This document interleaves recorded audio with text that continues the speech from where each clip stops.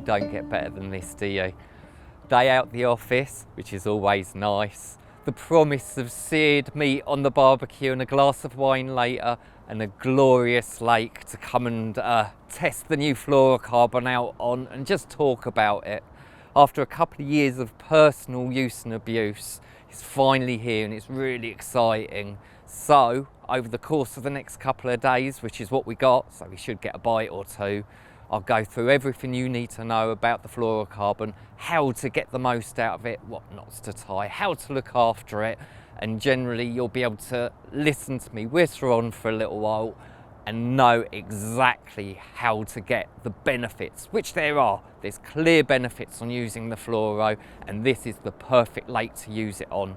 Clear, weedy, big fish, see a little bit of pressure, and all the advantages are going to play out perfectly here, hopefully.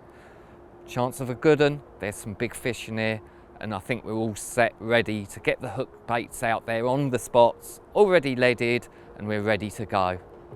Spooling up FTX is simplicity itself. Because of the large arbor spool that it's applied on, you just chuck it in some lukewarm water, which just softens it ever so slightly with the temperature and lubricates as it goes in. Let it Catherine wheel vertically in the water, pinching the line just above the reel so that there's nice steady tension, and wind on as much as you need. Either a 200 metre shot off the smaller spools, or if you're using one of the 600 metre spools, there's markers at 200, 300 and 400, so you can split it 3 ways or in 2 ways if you want a little bit more on your reels.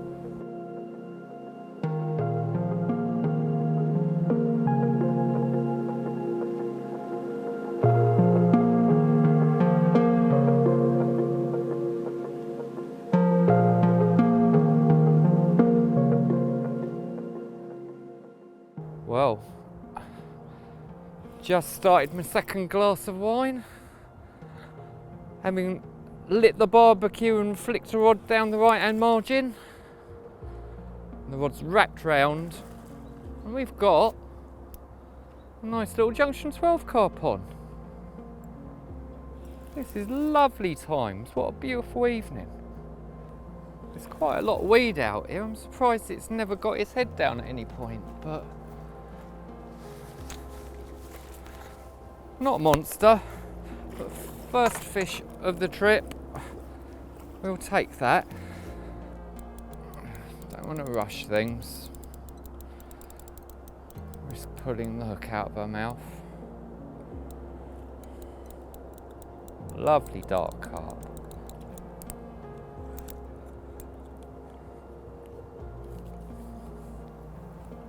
There we go. Oi! Lovely clean carp, isn't it?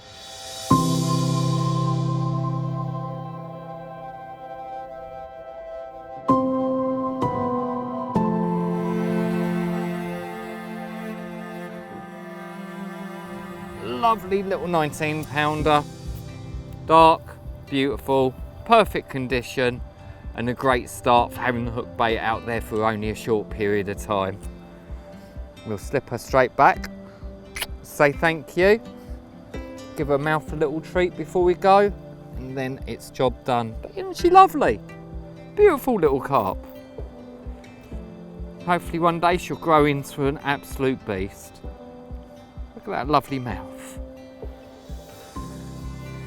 Got to appreciate them all. Got to look after them all.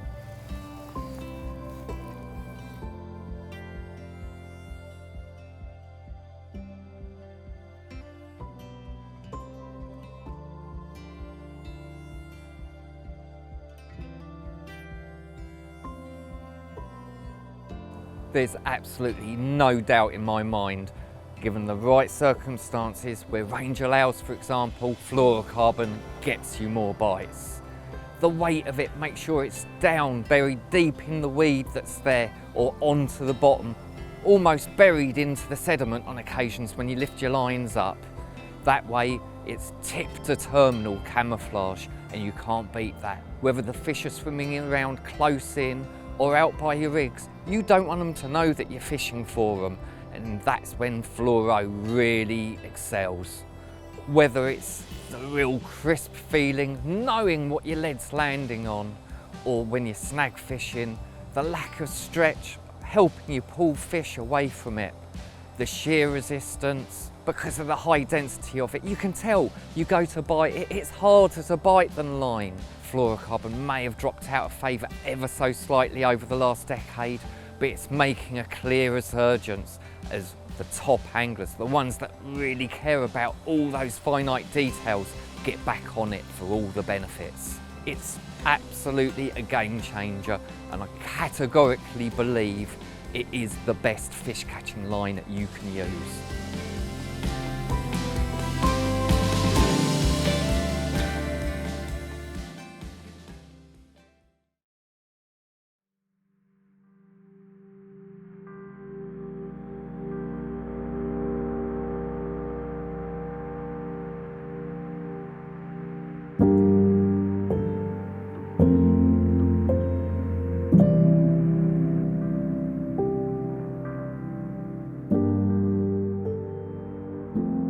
Well, it's the morning. It's been mental. There's been so many fish showing. Unfortunately, not so much in front of this plot, so we're just about to have a little shifty round. There's been a lot showing down by the point, right-hand side if you're an angler and you know the venue.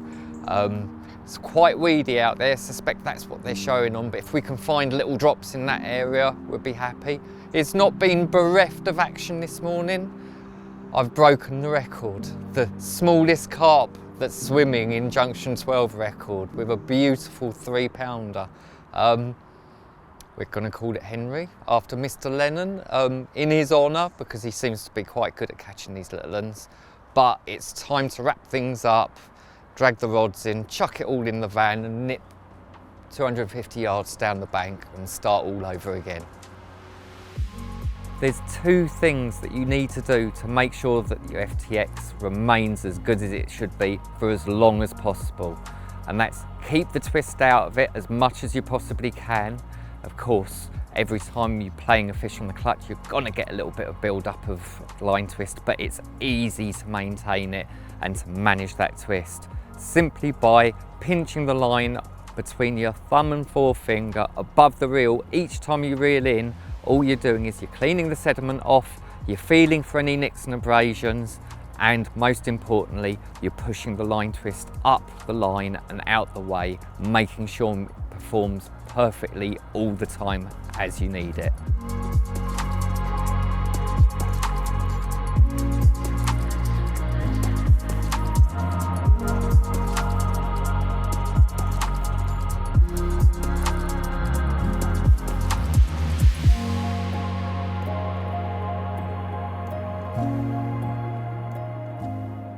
We've had a little look around, and the point on the railway side of the lake, there's some real good fizzing over an area, only looks about 12-13 wraps out.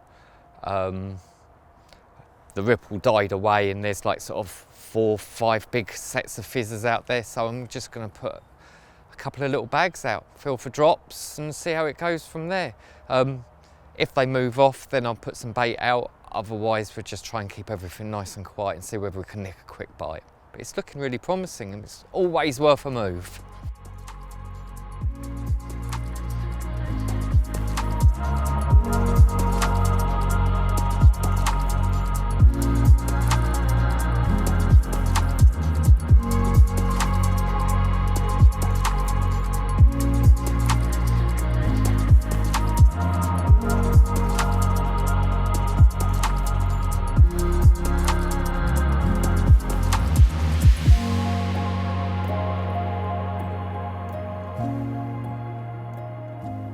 We're here, we've moved, the rods are out, as you probably saw from the infill video bits.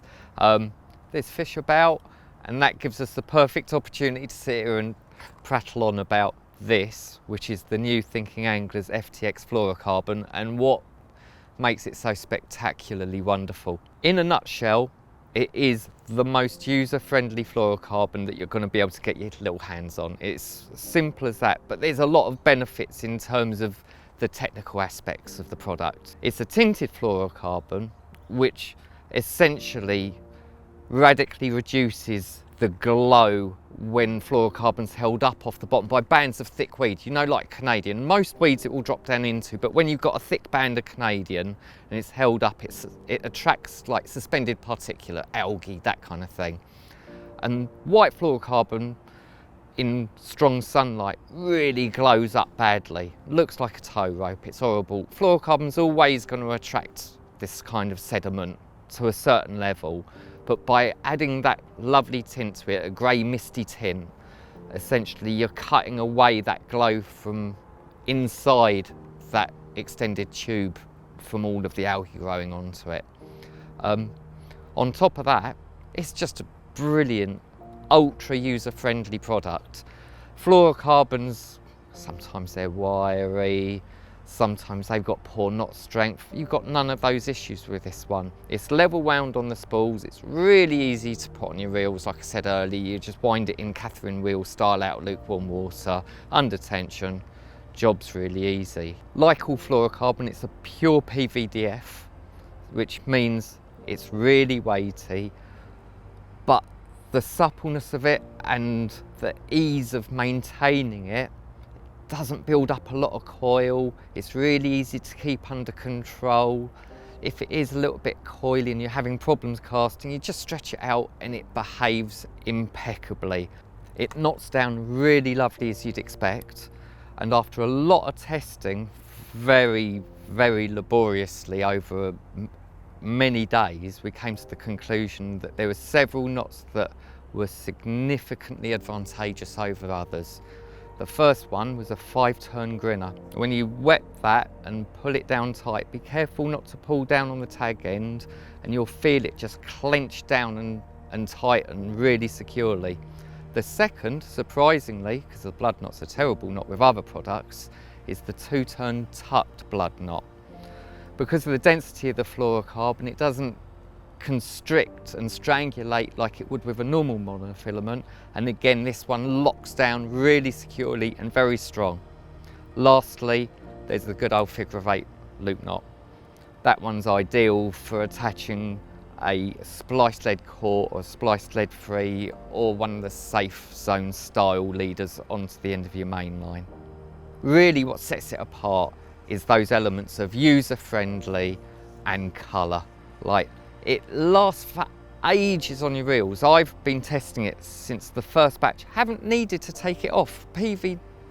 I'll just do it the easy way. Fluorocarbon mainlines are very resistant in terms of UV.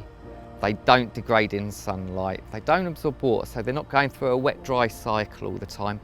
And that means when you've invested your money in like a spool of FTX, it's going to last on your reels for a long time. I've had the line on my reels now for getting on for 2.5 years, no issues whatsoever. I've had to take a tiny bit off now and again for abrasions if I've been snag fishing or if it's touched bars, but apart from that, they're still lipped, they're still perfect, and it's behaving absolutely as the day I put it on my reels. The line's available in 0.35, which is rated at 14 pounds breaking strain on the knot, and 16 pounds, which is 0.37. Both of them have their uses. I'd say really it's down to a lot of personal preference. The 0.35 casts that a little bit nicer. The 0.37's a little bit heavier for the meterage. Both are phenomenal and will serve you extremely well.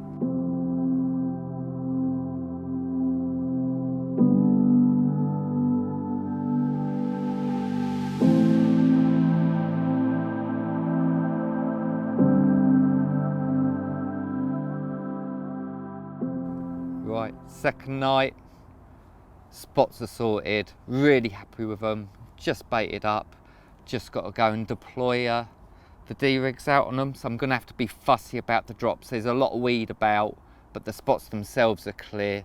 Feel them down, get that nice precise drop on the fluorocarbon, and hopefully we'll be in the game, and when they come back in the morning, be bobbins bonanza. So get these out.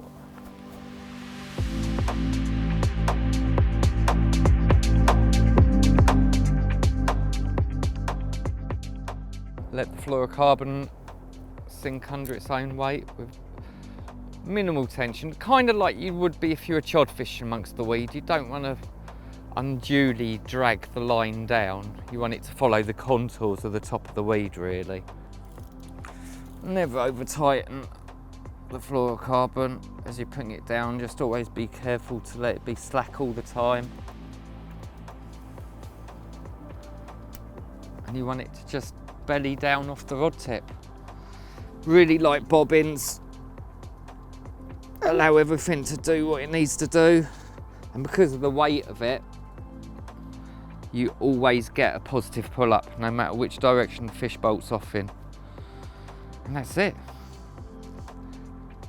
That's the simple rules of getting the most out of your fluorocarbon. Just you run it down and then it will do its job. So, last rod.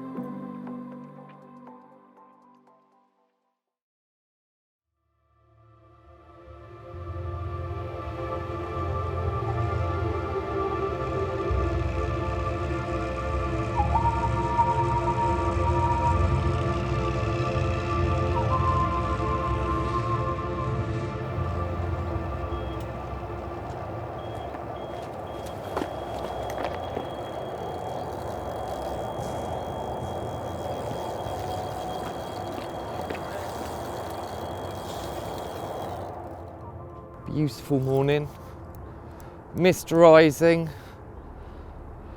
and the coffee did its job like it often does in the morning.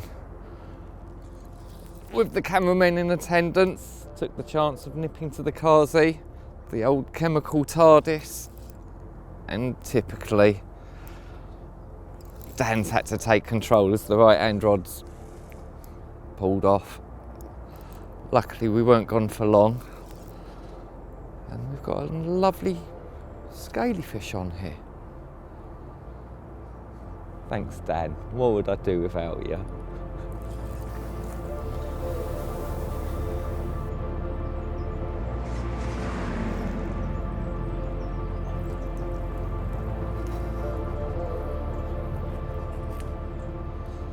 Oi! That'll do for me. She's a pretty little thing. Lovely high shoulders. Perfect condition. Happy with that. And looks like she's nailed on the D-rig. So, happy times.